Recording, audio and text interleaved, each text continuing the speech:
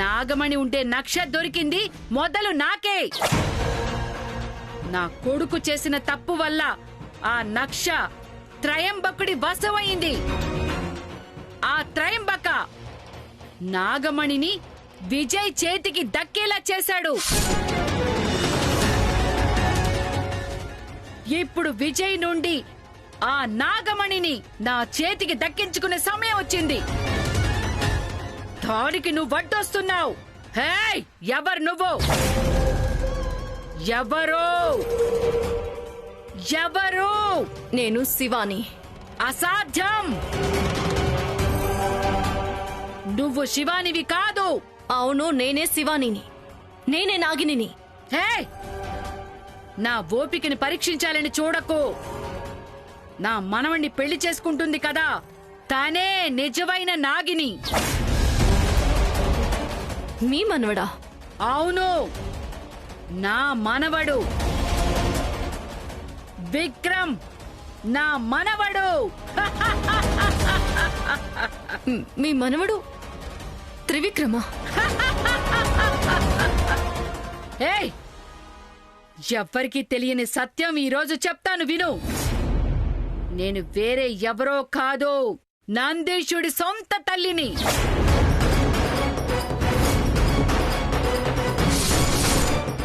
మీరు నందీష్ అంకుల్ అమ్మనా? సరే, మీరు వాళ్ళ అమ్మ అయితే త్రిశూల్ కదా మీ మనవడు. త్రివిక్రమ్ ఎలా అవుతాడు? అదే నేను చేసిన మార్పు. విక్రమ్ త్రిశూల్ పుట్టినప్పుడు ఎవ్వరికీ తెలియకుండా మార్చిందే నేను. నందీశుడింట్లో విజయ్ కొడుకుని, విజయ్ ఇంట్లో నందీశుడి కొడుకుని పెరిగేలా చేసిందే నేను. వాళ్ళెవ్వరికీ ఈ నిజం తెలీదు. అంటే త్రివిక్రమ్ దిగ్విజయ్ అంకుల్ కొడుకు కదా? ఎందుకు ఇలా చేసావు? దీనివల్ల ఏంటి నీకు లాభం? నా మనవడు శ్రీమంతుడిలాగా పెరగాలి అనుకున్నాను. నా మనవడికి అన్నీ దొరకాలి అనుకున్నాను. అన్నింటికంటే ముఖ్యంగా నా మనవడికే నాగమణి దొరకాలి అనుకున్నాను. అందుకనే వాళ్ళని నేను మార్చేశాను. నా మనవడితో శివాని పెళ్లి చెయ్యాలని నిశ్చయించుకున్నాను. అంటే ఇంత కుట్ర కడుపులో పెట్టుకుని ఇదంతా చేశారన్నమాట కదా? అవును. ఆ నాగిని నా మనవడి చెయ్యి పట్టుకుంటే వాడి దగ్గర నాగమణి ఉన్నా కాని ఆవిడ ఏమీ చెయ్యటానికి సాధ్యం అవదు. అప్పుడు నిస్సహాయకురాలవుతుంది. నా మనవడు చిరంజీవి అవుతాడు. మీ మనసులో అన్ని చెడ్డ ఆలోచనలు మాత్రమే ఉన్నాయి. మోసం చేస్తున్నారు మీరు. నేను మిమ్మల్ని ఊరికే వదిలిపెట్టను. ఇప్పుడు నువ్వు నా చేతిలో ఉన్నావు. నువ్వు ఎవరో చెప్పు. నీ నిజమైన రూపం చూపించు. ఇదే నా నిజమైన రూపం. నేనే శివానిని.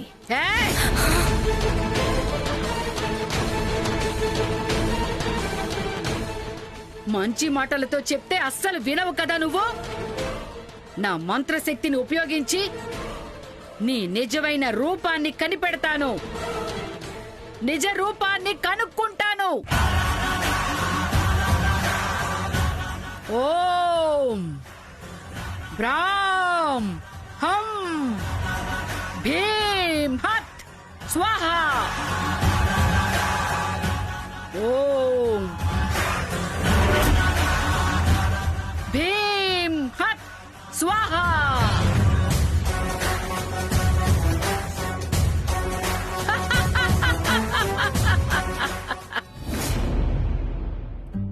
I'm sorry, Shivani. I'm really sorry. You know I don't mean that, right?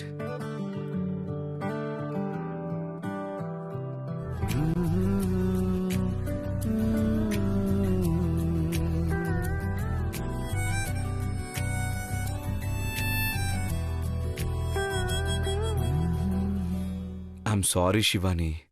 Please na apologies na accept cheyi. పర్వాలేదులేండి, నాకేం కోపం రాలేదు. నేను కోపంలో ఉన్నప్పుడు మీరు ఎలా రియాక్ట్ అవుతారో అని టెస్ట్ చేశాను. ఓహోహోహో, పర్వాలేదే, మేడం గారు తక్కువేం కాదు. సో శివాని, రేపటి నుండి మనం లవర్స్ కాదు. కాదా? ఎందుకు? ఎందుకంటే రేపటి నుండి నువ్వు నా ఫియాన్సే. మనం ఎక్కడికంటే అక్కడికి వెళ్ళొచ్చు, మనల్ని ఎవ్వరూ ఏమీ అడగరు. ఎంగేజ్మెంట్కి అన్నీ రెడీ చేసుకున్నాను. నీ బట్టలు రేపు వచ్చేస్తాయి అండ్ నేను సెలెక్ట్ చేసిందే నువ్వు వేసుకోవాలి. ఓకే, ఇంకా మీరు వెళ్తారా? ఇది నిద్రపోయే టైం త్రివిక్రమ్. రేపు మన ఎంగేజ్మెంట్ ఉంది. మీరిప్పుడు నిద్రపోకుండా రేపు కళ్ళు మూసుకుపోయి వేరే ఎవరికైనా రింగ్ తొడిగేస్తే? No chance. కళ్ళకు గంతలు కట్టినా కూడా నేను నీకే పెడతాను. సరే సరే, ఇంక మీరు వెళ్ళండి. ఖచ్చితంగా వెళ్ళిపోవాలా? హా, ఖచ్చితంగా వెళ్ళాలి. ఖచ్చితంగా వెళ్ళాలా? నేను ఇక్కడే ఉండిపోతే అయిపోతుంది కదా, ఇద్దరం కలిసి ఎంగేజ్మెంట్కి వెళ్ళిపోదాం. అయ్యో, అదంతా ఏం అవసరం లేదు. ముందు మీరు ఇక్కడి నుంచి వెళ్ళండి. ఒక్క నిమిషం, లెట్ మీ స్టే ప్లీజ్. చూడు, నువ్వు వెళ్ళండి వెళ్ళండి అంటుంటే నాకెందుకో ఉండండి ఉండండి అని వినిపిస్తుంది. హా, మీకు అన్నీ అలాగే వినిపిస్తాయి. ముందు వెళ్తారా లేదా? నువ్వు అబద్ధం చెప్తున్నావు అనిపిస్తుంది. నువ్వు నిజంగా ఉండమని చెప్పావు కదా. లేదు లేదు, నేను అలా ఏమీ చెప్పలేదు. ముందు మీరు వెళ్ళండి త్రివిక్రమ్. ఓకే ఫైన్, నేను వెళ్ళిపోతాను. బట్ సెండ్ ఆఫ్ గిఫ్ట్ ఏం లేదా? అంటే అంటే నాకు అర్థం కాలేదు. నేను అర్థమయ్యేలా చెప్తా కదా శివాని. త్రివిక్రమ్ వద్దు ప్లీజ్. త్రివిక్రమ్ ప్లీజ్. త్రివిక్రమ్ వద్దు.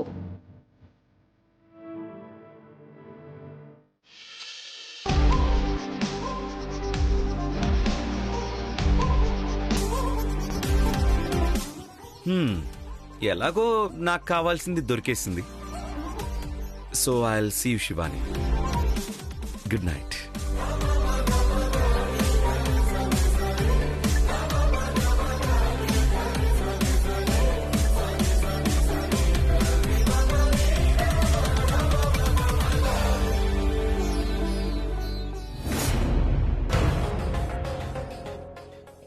తొందరగా డెకరేషన్ చేసేయాలి. నా కళ్ళలో వచ్చింది ఏది జరగకూడదు. ఒకవేళ నా కళ నిజం అయితే చాలా ఘోరం జరిగిపోతుంది.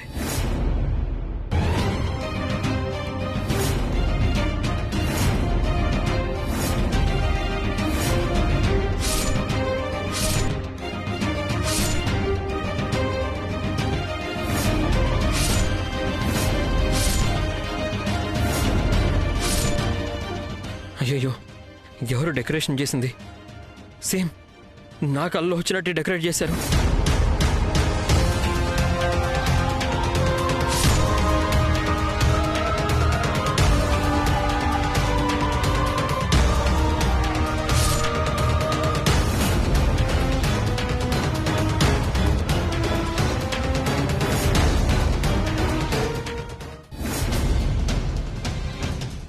త్రిశూల్, త్రిశూల్,